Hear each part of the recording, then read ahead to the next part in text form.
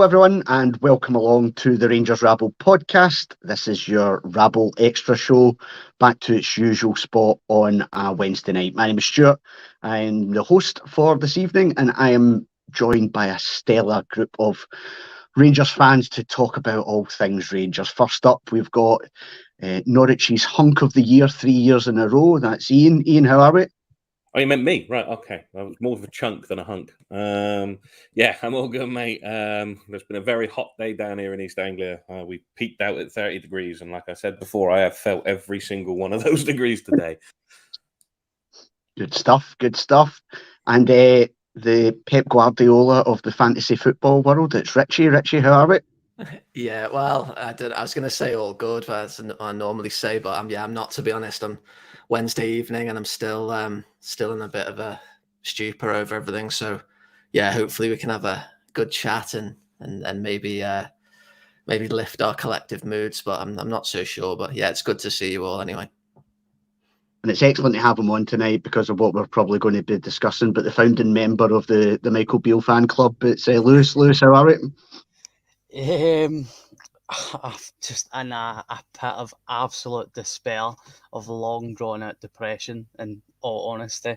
I don't even know if I'm in the Rangers fan club right now, never mind Michael Beale, but I'm sure we'll get into that.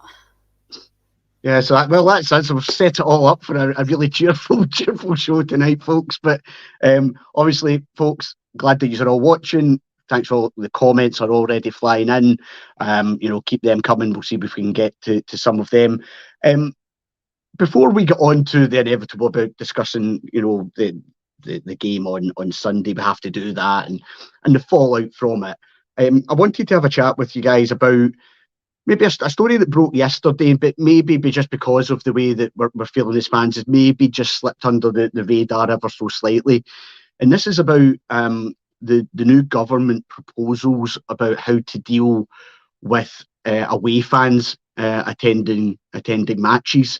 And I thought I wanted to just spend a bit of time on this because I think it's a really important topic, in that I'm a big believer that football fans, regardless of the club, get treated appallingly when you're going to games, and particularly when you're attending away matches. And this proposal, I had to read it a couple of times because actually I thought it was a bit of a wind up to begin with. So if you haven't heard about this, I really want to try and bring the kind of rules and regulations, standardise that across the UK. They are draconian, to say the least.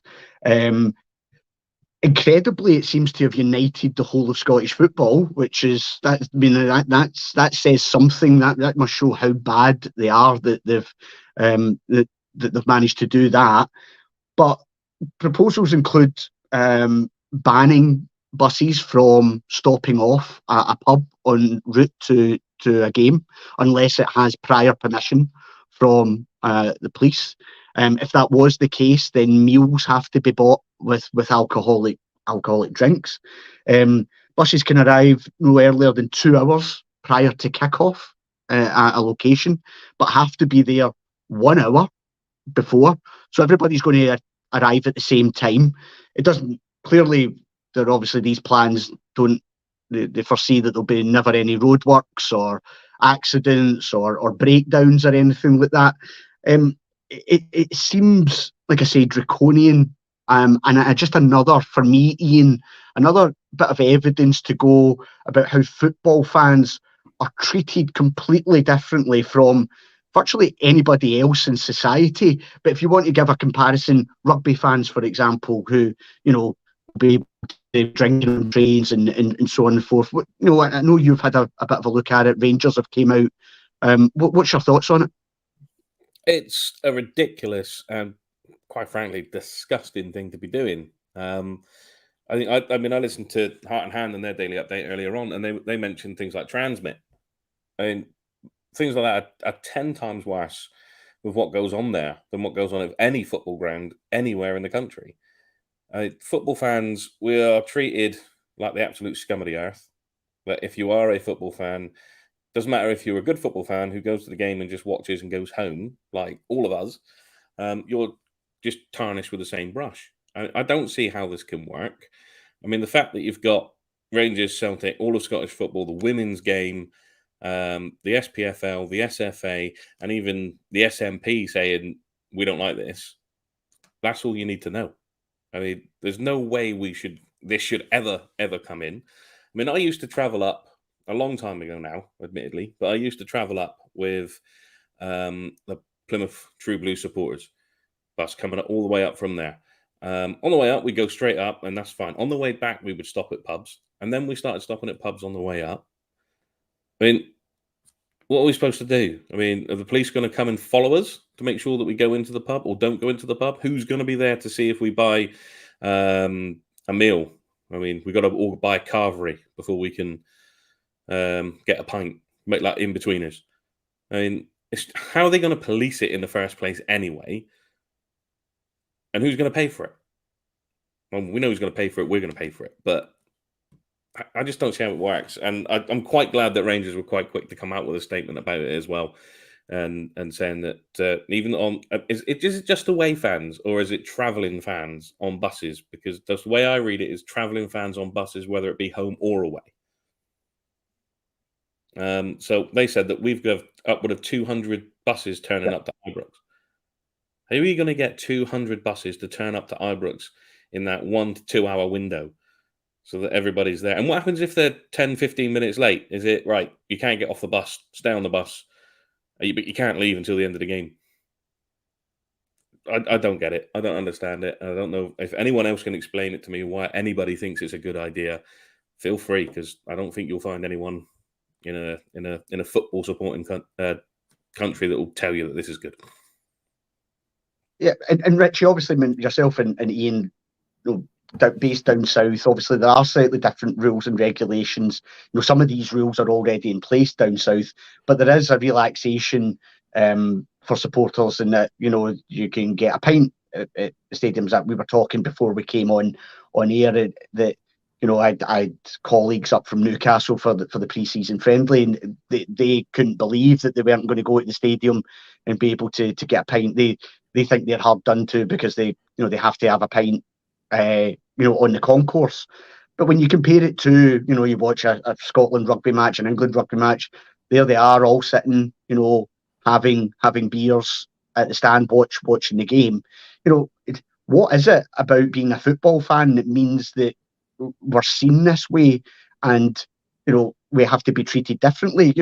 The cup final of the early 80s is a long time ago, and actually by having some of these draconian measures, are we actually encouraging more antisocial behaviour because people will try and find ways around it? Yeah, potentially. I'm like Ian, I can't get my head around it at all. Like, it's almost like a parody when you read it. It's that it's that poor. It's patronizing nonsense. Like to say that you can't. You'd have to stipulate where you're going to stop, and you can't drink. I can't. It really pisses me off, to be honest, because I don't think you deal with people that aren't behaving appropriately and let people that want to enjoy a drink or wherever they want to do that. There's we can hark back, like you say, to instances of the past, but ultimately the vast majority of people would have their sort of experience enhanced by just being able to get a drink somewhere that's sort of more convenient to the ground. And I know that the fan zone at New Edmiston House has vastly improved things. But like you touched on at the start, in the English Football League, you can get a pint in any concourse. You can't take them out to watch the game.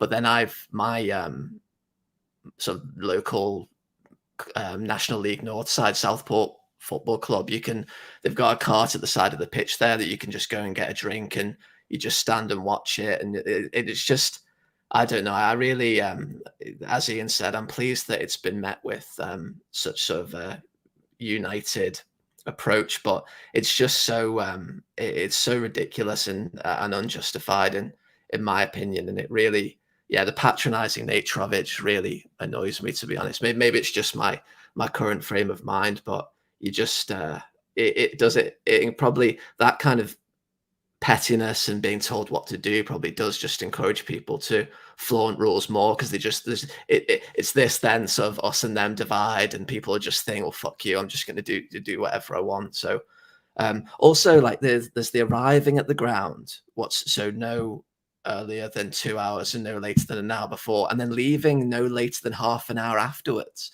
Like that as well just seems like it's a logistical nightmare. Makes no sense whatsoever. Like Ian said, we've got fans all over the country. We've got fans all over the UK, and like, it's like you're going to have people like wanting to stop with their supporters clubs and enjoy a drink in a sociable manner. And you're just going to get pubs with like stacks of carveries and rolls and whatever else all over on one table, aren't you? It's a complete nonsense, but I think it'll probably be chucked out soon enough. Is this kind of the initial proposal? I mean, it's been met with such united negativity that I can't imagine it going much further without a bit of a revision. And Lewis, just quickly, we'll finish up. But but there's also an impact on, there are businesses, etc., that rely on this trade. Let's not kid ourselves that that there aren't pubs, etc., on the route up to Aberdeen or going to Dundee this year that will be absolutely loving the fact that Rangers will be taking potentially X60 buses or whatever it might well be up there and stopping off at their establishments. It can have a real impact on local businesses and their standard of living and and employing people. It's just an absolute shambles. And I've seen some of the comments here. Again, just another way of trying to control football fans.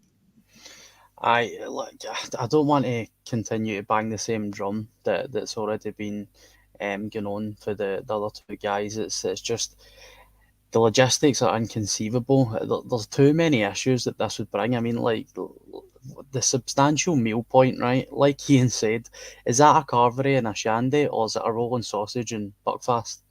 Like, who makes the decisions? And I think somebody else said in the comments, I can't remember who it was, we all know that certain supporter groups will be targeted more than others, and that just brings another whole heap of issues into the game.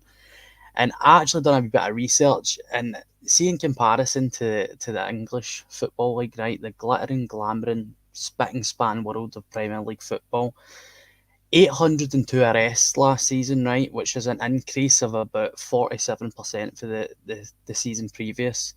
You've got incidents of disorder reported at almost half of all games across the entire English Football League last season as well. And they have these rules in place. So they're obviously they're not in effect if these statistics are still there. Maybe the English League should be getting the same ban that we have, because the real thing that is stopping football violence in Scotland, as we know, is the alcohol ban in stadiums nationwide. It's nothing to do with this. You look at England, like I said, things are still happening. Football violence is still a problem. So there would be absolutely no point in enforcing this, because it doesn't do it in England and Wales. So what's it going to do here?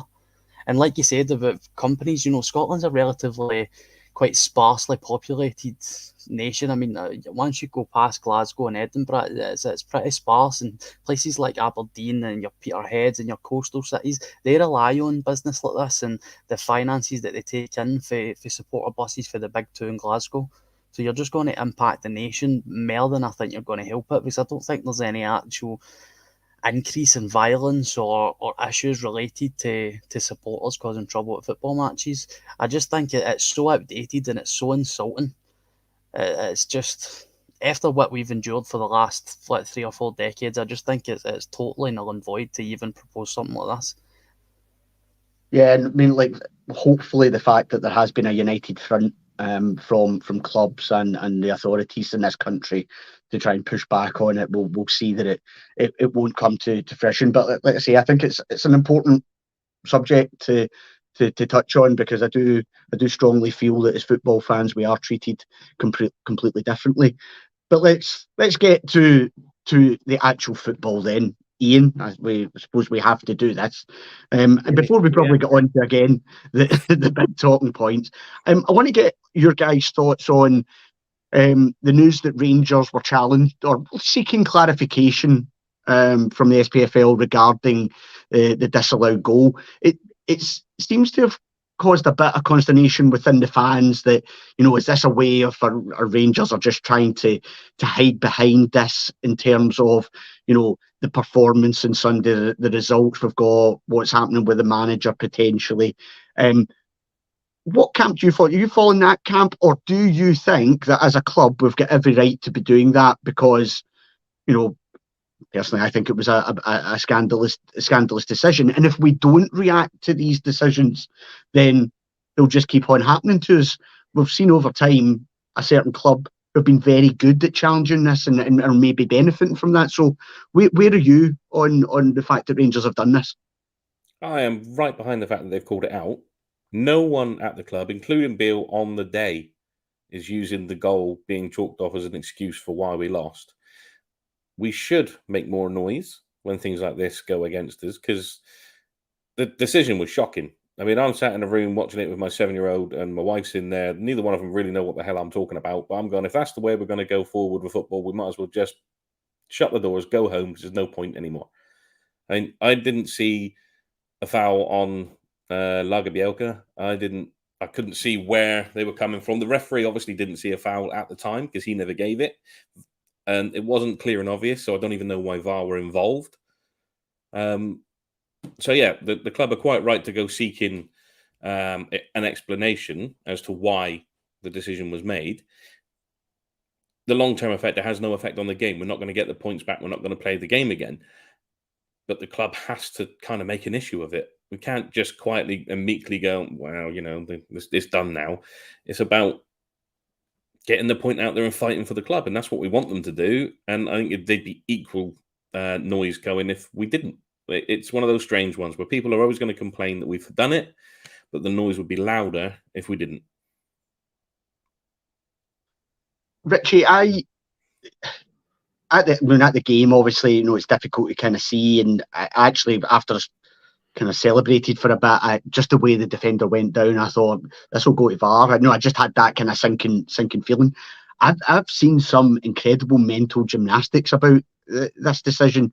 I don't watch Sports Scene, but I caught a clip of Charlie Mulgrew, I think, trying to make a point, but actually I don't think he realised the point he was making. He basically said that if Dessers had went down, it would have been a foul to Rangers.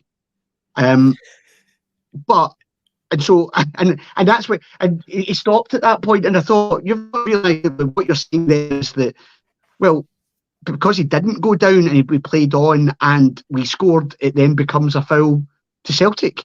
I think, personally, I think the Rangers have every right to seek clarification on this, particularly around about the, is a clear and obvious error. Where are you on Rangers making a statement, and is it papering over the cracks? Yeah, no, they need to make a statement. I think it's just unfortunate with the timing that everybody's looking at the official channels for a certain piece of information. So anything that's not related to that, they're going to be a little bit disappointed about at the moment. I think it's one in a sort of long line of contentious VAR decisions that we can look at. The thing that really gets me about the whole thing, I'm the same as you. I thought, it's likely to end up going to VAR. Like we can talk about the reaction of the defender and everything else, but I'm not that gets to the sort of the truth of the whole thing. But ultimately, that's not really going to necessarily influence how VAR plays out. The thing that really gets me is that the refs made a call. Now, it seems to me, whatever the call is and whatever game it is, they head over to the screen having been given that instruction, and they just lose all conviction for what they've previously considered to be the position while they were watching the game live. I think there's a handful of examples where referees have had the bollocks to say, no, actually, thanks for asking me to have a look at that, but I'll stick by my my original point. And it really gets, so it's almost like there's now a culture whereby will you take a look at this is essentially you've made a bad call and we expect that to be overturned because that's how it's being played out. Whether there's pressure on them to do this or if it's just a mentality thing amongst the referees, it's certainly something that's playing out. And and it's something that really needs to be looked at, because referees just don't seem to have like very much autonomy at the moment. And even to the point where when they make a good call, as I say, I'm repeating myself now, but they don't have that conviction to follow it through under the current system.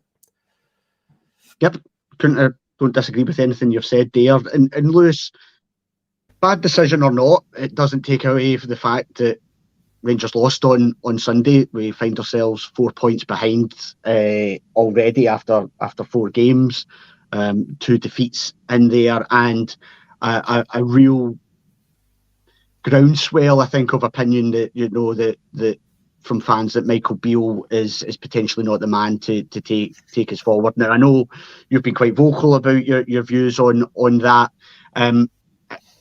Firstly, do you think the Rangers board will make a decision to remove Michael Beale as a manager of Rangers during this international break?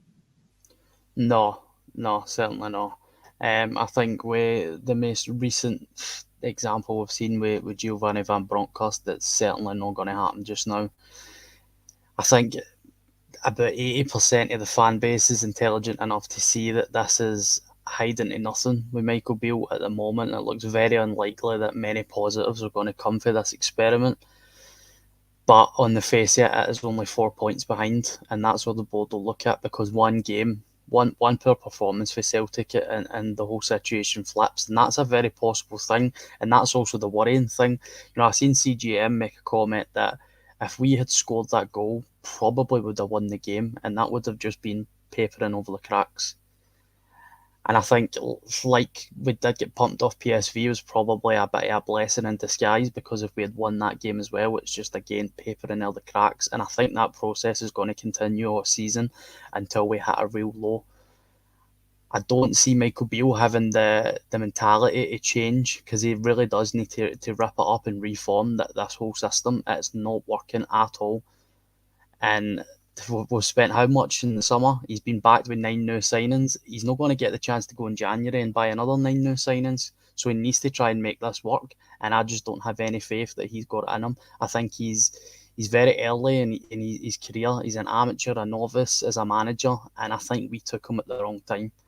And I know there was an argument that if we didn't take him now, we might have never have got him. And you maybe could have said he was a wonder kid manager. But sometimes wonder kids don't turn into talents, and I don't know if Michael Beale was going to, and he's certainly not going to do it here. So it's worrying times. I just don't see any positives coming for it. I'm also realistic to understand that it's probably going to be him in that position for the rest of the season. So instead of moaning about what he's not doing and what like the managers that we could bring in, it's not going to happen. It's not a realistic scenario. So just try and focus on maybe him hopefully changing his ways. Yeah, nice wee segue for me there, Lewis, actually, because Ian, okay, so I agree with Lewis. I think the majority of fans don't think that the board will act now. So what can Michael Beale do to turn this around? Is there anything that he can do to turn around? What are the things for you in particular that are causing frustration when you're watching this Rangers team? I don't see what he's trying to do. That's the biggest frustration. I don't see what we're doing. We don't see another style of play. The only thing I see is a narrow game in Scotland. That's not going to work. Not against any of them. Not even me. You're going to go and play away. Our next game's away at St Johnstone, and we play narrow. What are they going to do? They're going to stick every single man behind the ball. They'll break up every single attack and just counter-attack. If they're lucky, they'll score, and we'll struggle to break them down. We've seen it over and over again already this season. I think coming in after Gio last season, I mean, a lot of people saying, we can't sack him after 4 games. He's had 10 months, and nothing much has changed. I think at points he was actually playing better last season than he is now. So I'd like him to come back in and redo do some of the stuff he was doing last year. I know he spent money on Lammers, and Lammers plays in the same kind of position as Cantwell, but he's also a striker. So play Lammers as part of the striking three and put Cantwell where he's supposed to play, where we can get the best out of him. We have quality players. I've been thinking about it a lot since Sunday, and a lot of people are saying that this player's rubbish, that player's rubbish. Dessers is getting a load of abuse. Are these players actually rubbish, or is the manager not using them to the strengths that they have? I think it's more the former than it is more that Beale's not using them properly.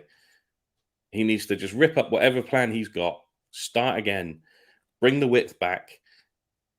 There's free agents out there that can come in with the transfer window shut, granted, but there are quality free agents out there that you can bring in. Someone posted a list on social media yesterday of who's out there. There's a fairly decent players. We need to get the width back, start attacking, no nonsense, and stop giving teams so much respect. I mean, Sunday, far too much respect, particularly to McGregor in the middle, who's strolling around there like he's some sort of Wish.com Scott Brown. We don't want that. We are in charge. We should do that, and that's what he needs to do. When we come back from this international break, I want to see him direct, attacking, using the width, and using our players with the strengths that they've got. Richie, building on that then from what Ian said, this season we played 9 games. That's quite a lot in the first month of a season, but that's the position that we found ourselves in with Euro qualifiers, etc. But there's been 9 different team selections for those games. Players starting to build up fitness, etc. But we should surely be past that now. If the manager is still there, we come back from the international break, surely one of the first things he has to do is now get a consistency in that team selection. And as Ian is saying, starting to say to players, that's your position for the next 3 games, whatever it may well be, and try to do it that way. The chopping and changing isn't working. No, absolutely not. No, he's shuffling the deck too frequently. We've seen all the forward players that have been brought in have been used right across the forward line. We've seen Cantwell used in 3 different roles. There's just no consistency, and I think that's sort of contributing to the appearance of chaos on the pitch. I want to see a more stable formation and personnel used, and then maybe we can start properly assessing and picking the bones out of what he's trying to do, because you can't. I mean, I'm not necessarily. People say, well, Dessers was our sort of marquee signing and he's on the bench. I don't necessarily have a huge problem with that, because we did need a number of players, but it's just the frequency that he's chopped and changed. I do agree with Ian, but I'm not giving the players a complete free ride here. I do think that they're not being utilised correctly, but there's a lot of fundamental errors that I'm seeing. The likes of, just to pick on a few, it's like speed of ball. We saw it in the second leg against PSV, an inability to play Matondo through, overhitting passes, going backwards all the time. And Beale said on 2 or 3 occasions about, we go into these passive phases in games, and is that just a fancy way of saying that the players just let the game go on around them and just let the other team dictate exactly what's going on? Because to me, it's completely unacceptable. We've got quite a few players that need to be doing a lot more. That's not me saying that they couldn't be enhanced by being played in a more in a way that sort of suits their attributes better and more consistently. I mean, we saw a perfect example is how many times did Cantwell find himself in the right back position covering Tav, and it's like what? Yeah, we do need somebody to do that if we're playing with progressive wingers. You could argue how progressive Tav is now, but surely it's not going to be Cantwell. Jesus Christ! What on earth is he going to do? Bringing the ball out from right back, these kind of things. So I'm not going to rewrite history. Like I drank the Kool-Aid and I was all for it, you know, going and looking in the players' eyes and having the chats, and I was loving it pre-season. And oh, this is amazing, and he's going to be building up this relationship with the players or run through walls for him. But you can make a narrative because it's just what you desperately want to see, I think, a lot of the time. But I think 9 games is a reasonable time to make a fairly sort of justified assessment on how things are. And that's, you know, obviously not very good at all. But I do agree with what Lewis said earlier. I'm getting a bit bored of talking about potential managers because there's absolutely no chance whatsoever, in my opinion, that he's going to be punted. We'd have to lose more points and carry on playing the way we are for a good 5 or 6 games before that happens. I don't really believe, rightly or wrongly, that the like fan power at clubs now, particularly like elite European sides, I'm not sure that the board will be as interested in sort of the general fan opinion as we might like to think. And that's probably a damning indictment on football clubs being run as businesses. But that's probably for another pod. So yeah, for all those reasons, I think we're going to, he's going to be given a chance to get things right or not, whether we like it or not. And we're going to need to see whether he's able to adapt and get things going in a better direction. I personally, at this point, I haven't seen enough to be able to make a case for that. But it's hard because like I find it quite difficult, like not to back managers, and then sort of I can't really detach them from the team and the club. So like if I'm watching, and if you're actively sort of wanting Beale out, it's hard then to think, well, it's like Lewis was saying with like, is the 5-1 a blessing? It's like, it's just a really sad state of affairs, isn't it? Because it's the last thing that any of us want to see. But if all we can see is an inevitable sort of limping to Christmas, at which point we could be, you know, double figures behind, and in some kind of, you know, maybe finishing second in the Europa League, and then we'll have a playoff game to contend with. So yeah, I can't bring the same level of positivity that I usually like to. But whether we like it or not, I think we're going to see how he responds over the next couple of months. And I'm probably in the same boat as you. You know, I wasn't one that was standing on top of a rooftop shouting for Beale to go, but that didn't mean that I wasn't going to Ibrox and not leaving a bit disappointed with what I'm seeing. You know, I can read a game and stuff like that, and I don't think he's helping himself, Lewis, in certain situations with some of his team selections. You know, I think we were all happy to see that the squad got overhauled and he brought in these new players, and then we're not really seeing many of them. You know, it does seem strange that whether it's 6 million or it's less, but we spent a decent amount of money on Danilo. We've just played our 2 biggest games and he's on the bench. That does seem strange. What's going on there? Comments like, and I said during the first half to the people sitting around me at Ibrox, we're at least 15 yards too deep here. Now, Beale comes out after the game and he talks about the fact that we were too deep and we rectified that at half-time. I struggle to understand why we can't just rectify that during the game. You know, how difficult is it to scream at John Southerborn and Connor Golson and say, get 15 yards further up the park? You know, so those wee things, I want to ask you, Lewis, is there a chance that he's overthinking things too much, Michael Beale? You know, I've got so much swirling about it in my mind now about this match. Lewis, I'll tell you why I'm saying that and asking you that question. I heard a really good point today, which was someone saying that, is he like the new guy at work who's just a bit scared? He kind of knows that things aren't probably going well, but just a wee bit too scared to kind of speak up and do that. Whereas actually what he needs to do is he's talked about letting the handbrake off. And, you know, is there maybe just a bit too much overthinking about formations and where he plays certain players? You know, play players in the right positions and tell them to go and play football. Am I being too simplistic? No, I do think it is more complex than that, because I think you're slightly correct in the fact that he probably is overthinking it tactically, because this is the guy that was lauded. I mean, you know, Emi Martinez come out in an interview that's relatively famous, saying that he was the mastermind at Aston Villa. And we heard the same when he was at Rangers, that he was the genius behind Gerrard, and Gerrard had the mentality and the bite. And when you culminated that together, that's why we had success. But you're missing one massive component, and that's the fight. Because I don't think he's a strong mentality type of character, and that trickles down into your squad. You talk about, the one comment that really gets to me, and I'm going to hark back onto the point that Richie was talking about it's not the players, it's the manager. It is 100% the manager and not the players.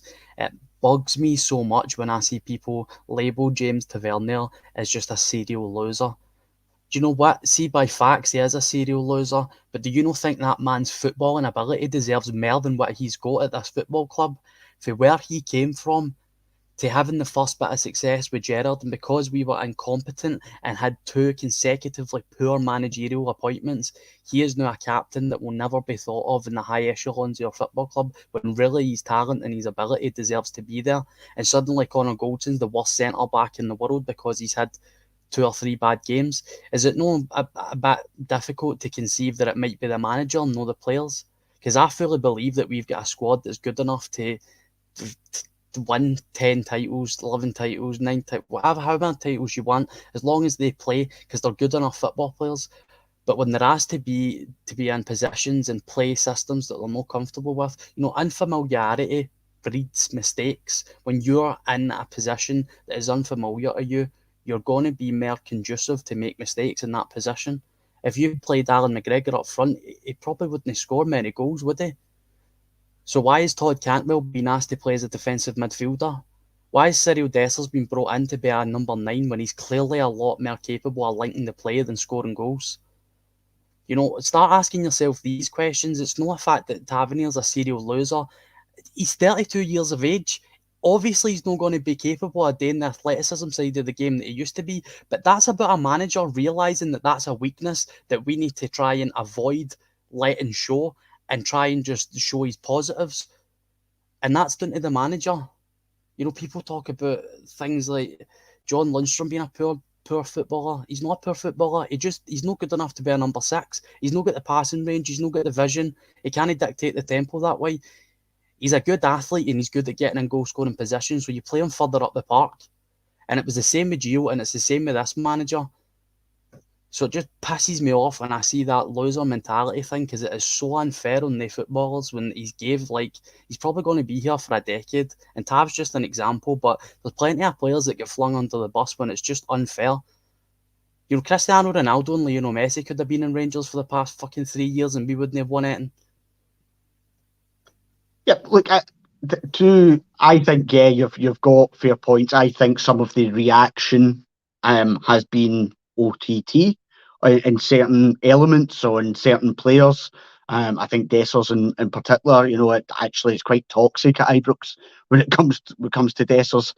Yeah, I don't think he's been by far the worst, but I'd have some sympathy in terms of manager. I thought on Sunday, for example, there was a lack of composure from some of the players. I particularly in that final third, thought it was a bit of panic stations, etc. One instance in particular, Ryan Jack, who I thought had a really poor game actually. Ryan Jack, but takes a shot in his left foot when he holds the ball for a couple of seconds more and slips a 5-yard ball in. Ridvan's making an overlap. It's just taking a second and a bit of composure and thought about, right, where am I, what's going on here, and making right decisions. And they're making a lot of the wrong decisions. Now, some of that, granted, could come from the manager. I think some of the players are making poor decisions as well. But Ian, I'll bring you back in terms of carrying on from what Lewis is saying. I can't believe for 1 second that Michael Beale didn't think. And he would have been working on this from very, very early on, what his plans were for that summer window. He could do a bit of business in January. I think we all agreed at the time that was like a great bit of business in terms of Cantwell and Raskin coming in for the money we paid. But there would have been some long-term planning going on for actually who he was buying. And I would have thought how we were going to play, and if he had everybody fit, what his best starting 11 would be.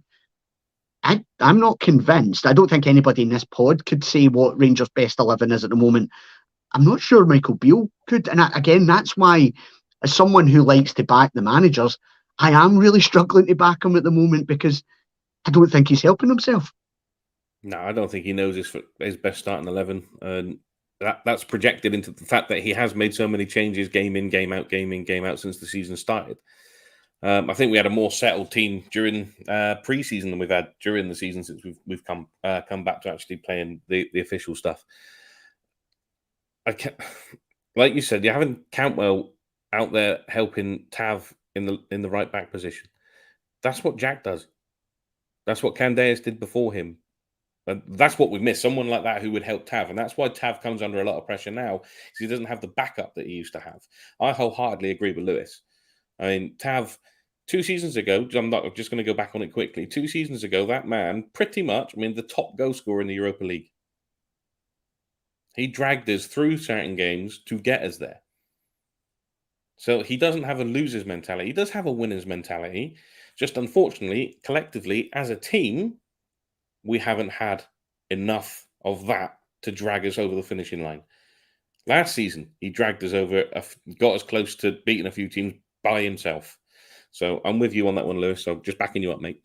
And just on that, Ian, just because we're talking about Tav, I do think as a fan base, we need to absolutely relax about press conferences and, what players say. If Tav is asked, "Are you happy with your form?" and he says, "Yeah," I think we can understand that he's probably himself realising he's not hitting the heights that he once was. But if he was to just turn round and say, "No, I'm playing absolutely shite. I can't believe the manager's still picking me. It's unreal. I'm getting away with it." What do we expect him to say in that? And it goes the same with the managers. I do think as fans we need to take a step back from press conferences and interviews right after the games, because they actually mean fuck all in my opinion. And I think there was a lot made of Tav's comment, which again was just blown out of proportion. But sorry, I just wanted to get that in. Sorry, I cut across you. That's right. 3 years ago, I could do things that I can't do now. Guarantee you. I can barely stand up now. 3 years ago, I could get off the floor nice and easy. Can't do it anymore. I don't think Bill knows his best starting 11. He needs to come up with it quickly because time is running out.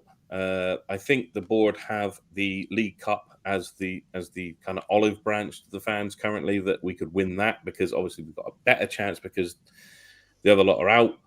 I'm not overly confident at the moment that we will, but they're probably holding that as an olive branch. If he does not win that, then he'll be gone, I think, in my personal opinion. But we'll wait and see on that. So he needs to sort out his starting 11. And as you said, just pick a team for 2 or 3 weeks and go, right, that's your position. Make it your own. If you can't do it in the next 3 games, I'll take you out and put somebody else in. That's the way he does it. Richie, then, we're saying that we don't expect the manager to be moved on. But given the groundswell of opinion that appears to be there, given how Ibrox reacted at full time, given the fact that I think this is built up, not just because of what we're seeing right now, but because of what we've seen over a number of years and the lack of trophies, etc. So I think, this is a bit of a snowball effect. Are we kicking the can down the road? Because to me, unless Michael Beale goes undefeated between now and beating Celtic at Parkhead, I don't think it matters now if he wins the next 5 or 6 games on the trot, because if we were to lose the 7th, I think we're just back to where we are, and the fans will be demanding him out. Where are you on that? Are we just kicking the can down the road? Yeah, it's hard to argue otherwise at the moment. I think when you look at what he would reasonably need to do to start gaining some kind of popular opinion in his favour, as you've just laid out there, that run of results coupled with probably top in the Europa group, it's looking like quite an unlikely scenario between now and Christmas, isn't it, when you consider where we are at the moment? And I think it's been mentioned, across some of the sort of Rangers media, but it's that way where he could win 6 games, and then as soon as we drop points, everyone's straight back a game, because things won't necessarily have changed. Like it is possible that we'll win our next 5 or 6 games, even with some of the problems that we've highlighted. It's also likely that we may not. But I think until, as well as results, people will need to sort of buy into some kind of I don't want to use the term philosophy because we seem a little bit too far down the road for that, but some kind of structure, something that people can get behind, more consistent team selection, players being played in positions that gets the best out of them. That's really the only way that things will start coming around. And unfortunately, as we sit here during the international break, there's not very much evidence to make a case for that. So on that basis, I'd have to say, I think we probably are kicking the can down the road. But I'm also, I didn't, even like straight after the game on Sunday, I didn't think for a second that the board were going to pull the trigger. It just didn't seem to me that was going to happen. And of course, it might be the case that they're looking at potential alternatives in the background. But things can't carry on as they are.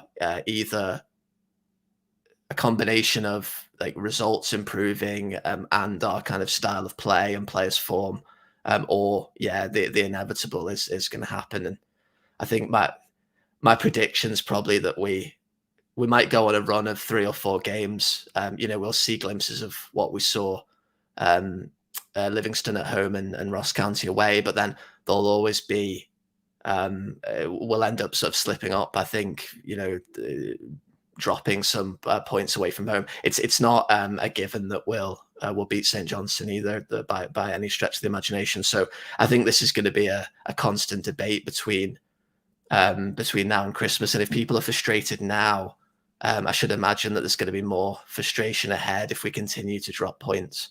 But I didn't actually think that the board were going to act at the time when they sacked Gio. So what do I know?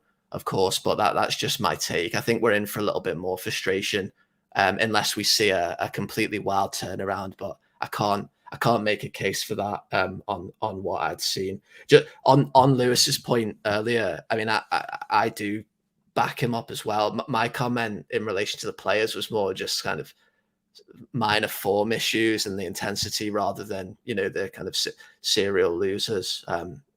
I think that's a title that's banded about far too freely in times of frustration. But that's so. Yeah, my takes probably will limp towards Christmas, and then we can try and salvage whatever's left of the season after that. But it's just thoroughly depressing, really, as I'm saying this. But I can't put a positive spin on it. I really can't, and I have tried just to get myself out of this mood that I'm in.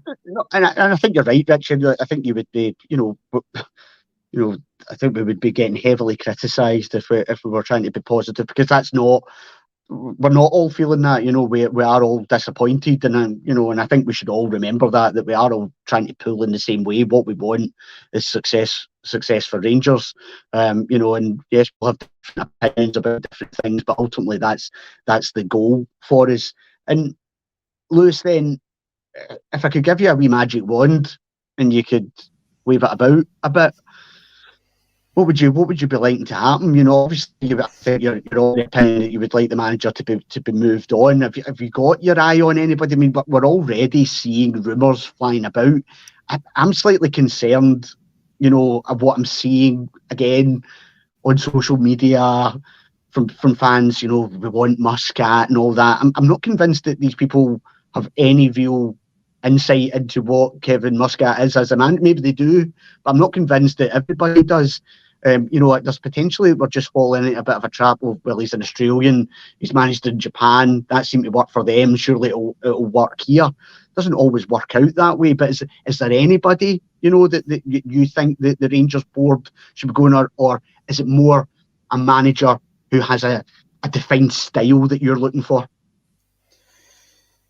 Well, to be honest, like I said earlier, I think that this point is null, because it's not a realistic outcome. But in terms of a manager, do you know what worries me in terms of who we look at in that appointment, is it's as if we just look at things that are on social media or are just involved in Scottish football. Like, we always hark back to Rangers men, or we hark back to a manager that's hot at the time, or we look to somebody that's even related to Ange Postecoglou because he had success here.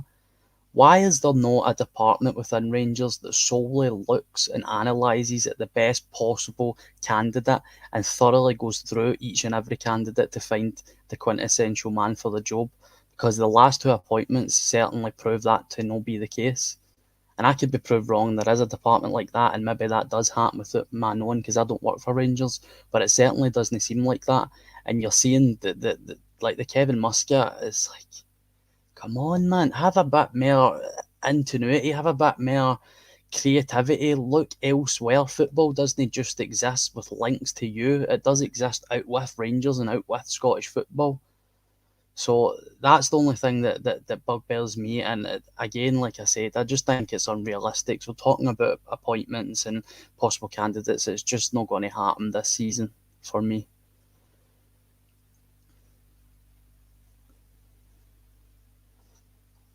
Stuart froze.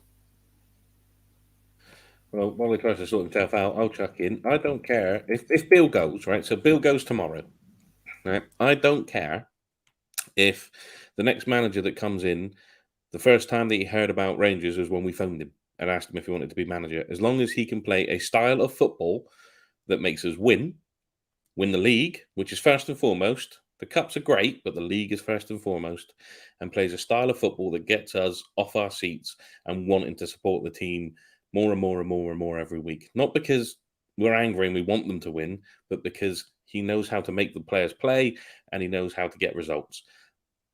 Other than that, I don't care if he's just landed on the planet and he's never heard of us before. You're back, Stu. I'm back. Yeah, sorry about that. Look, I've picked up the majority of that, but Ian, then I think the club have done some good things in terms of like Bisgrove, the fan engagement sessions. The next one of them, by the way, which I think is just round the corner, should be interesting. That, getting a ticket for that could be sweet. Do we need to hear from the chairman? Because we haven't. We haven't heard from him. I don't think he'd be shy. I think if it was requested, I think Bennett would be there to talk. I don't think he would do a park and hide away. I think he would come out and talk. I know he's I'm slightly surprised. I'm slightly surprised, Ian, that we haven't heard more from, because I think he's a really good communicator, John Bennett. And he was the man that came out because Park wasn't wanting to do any of that. He was the one that did come out to do them, and I do think he speaks well. I do believe he is a Rangers man, by the way.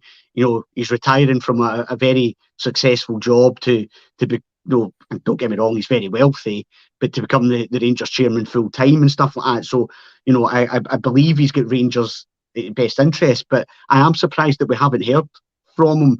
And I wonder if that, again, just at this moment, we need to hear from a Rangers man. And I'm not having a go at Bisgrove, but I hope that makes sense. He's the chairman of the club for and I think he'd be more vocal. The thing is, when we had Murray as a chairman, he was more than happy to come out and have his box and stand and say a few words and have his opinion on this and that. It's not very often you actually hear from chairman of football clubs anyway. But yeah, Bennett, I mean, he's quite a cutthroat man from what I understand from business. Obviously, he works in with money, so it's a different ball game altogether. But he makes decisions was making decisions, quite hefty decisions in his previous employment before he retired. I think if it was requested, I don't think he would shy away from it and he would come. If he's got something to say, it wouldn't surprise me if he was actually there at the next fan engagement. I'd like him to come out and talk, but I do think that most of the time they'll probably just leave it to Bisgrove, who in himself isn't afraid to take the hard-hitting questions either. I get the difference between him being a Rangers man and getting a Rangers man to be a manager. They are two separate things. But yeah, it wouldn't surprise me. I just don't expect it. Yeah, okay. Okay, before we finish up then, Rich, I just want to know some of the news that was kind of breaking today about Borna Barisic and potentially Zagreb being in for him. I would find that a strange one. People have obviously got their views on Borna. There's, again, some suspicions about the fact that, he wasn't fit for Sunday, but now he's fit for Croatia. I'm not sure it's as simple as that. Injuries can get better, people can be unfit, so I think we need to be careful about casting aspersions like that. But would you be surprised if Rangers entertained a potential move from Zagreb now, given that Ridvan, we've not really seen what he's capable of. Injuries, we've got Sterling, but I think it's clear now that he's not. Probably he can play a role there, but he's not going to get up and down the flanks for us. What's your thoughts on Borna on that Zagreb runner? Yeah, I would be surprised if we entertained a move for him at this point. I don't think there's particularly strong cover. I'm still of the opinion that Sterling's much more suited to the right hand side, just based on where he's played throughout his career. But of course, at the beginning of the season, I sort of had Ridvan in my starting 11, so it was only because of the injury really that he's not had a good opportunity to show himself this year. I know a lot of fans are quite down on him at the moment, and I can understand why, because he's got previous for sort of not standing up in games and this kind of thing. But there's a few facets to this. I mean, one, Beale sort of declared him fit. Is that definitely correct? In the first place, we're kind of assuming that was correct. He could have been saying anything. But then, of course, when you do have, it's like anything, like in your workplace or wherever, if you're known as a bit of a shithouse, then people won't give you the same kind of benefit of the doubt, will they? In the same way as if you're sort of a straight up guy, then you'll tend to get the benefit if something goes on. And I don't think it would be any different on the football field. It's kind of come from nowhere for me. I started seeing it this morning. Last year of his contract, which so we're walking into another scenario where we're waving goodbye to somebody for no transfer fee, unless of course he signs an extension. So no, I don't know. I'd be surprised if he were to be allowed to go. But of course, it depends on the fees and everything else, or whether he's likely to sign an extension.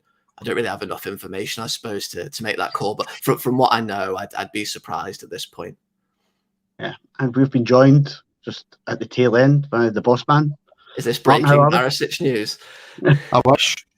I heard your question there, Stuart, and you said, I think your words were, we need to be careful what we say with regards to obviously the injury situation. Well, I wasn't careful. I put out on social media exactly what I think of Borna Barisic, and this isn't just a one-time thing that he has had a slight knock, and then all of a sudden he's fit and fine to play for Croatia, or he comes off the park if he's having a bad game. He's went through too many periods where he's been off form.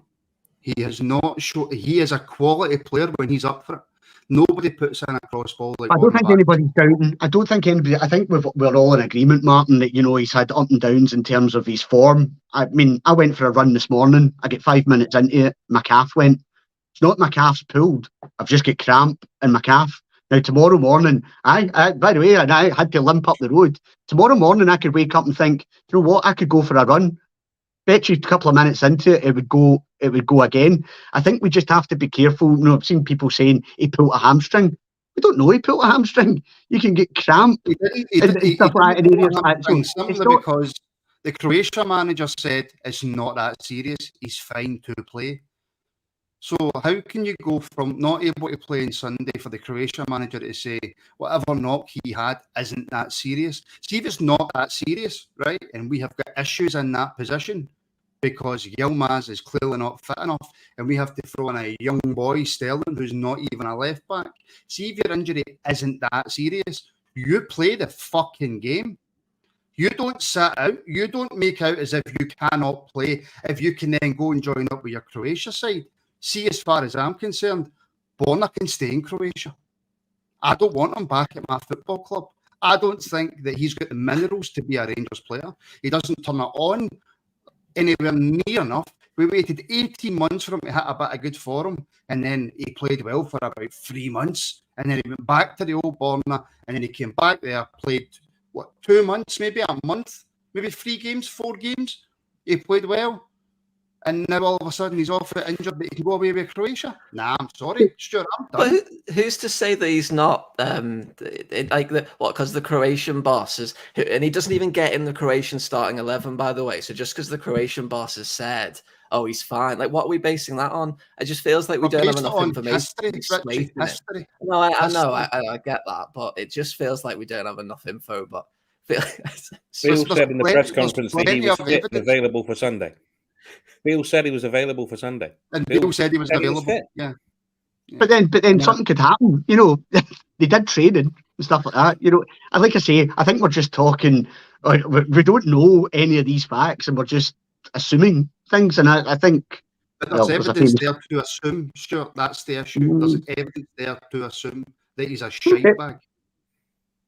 That was my thing when I saw that he could go there. That was it. No, he's a shite bag. Let him go. So that's where I stand. My answer was going to be really short on that. So shite bag, he can go. God, we'll have about 3 players at this rate. Sure, when you brought the topic up, that was all. And I've had a long day at work, and it was very, very stressful, and I'm tired. I'm sensing that. But while you're here, you can do the job of letting folk know what's coming up over the rest of the international break. Not much. We've got a show previewing the Scotland game. That's tomorrow night at 7:30. I know not everybody is that into Scotland, but that'll make everybody happy in this chat. Aye, good. Well, we could actually probably be talking about a successful team for a change. Exactly.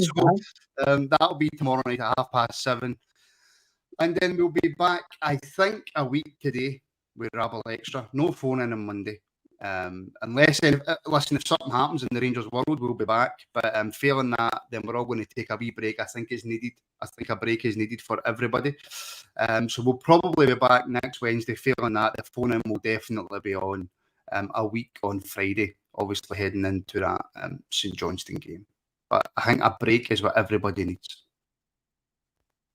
Not half, yes. And on that note, folks, thank you very much for watching. Thanks for all the comments, which have, well, they were already started way before we went live. But that just leaves me, lads. Look, I think these aren't easy pods to do. So I do appreciate you giving up your time, and you're in the firing line a wee bit. And we're all, like I said before, we're all suffering. We all want the same thing. We want Rangers to be successful. So I do appreciate it. So Ian, thanks very much for your time this evening. No worries, mate. Thanks for having me. It's been quite cathartic for me. I've been waiting to get some stuff off my chest. Excellent. Lewis, appreciate that, mate. Cheers, mate.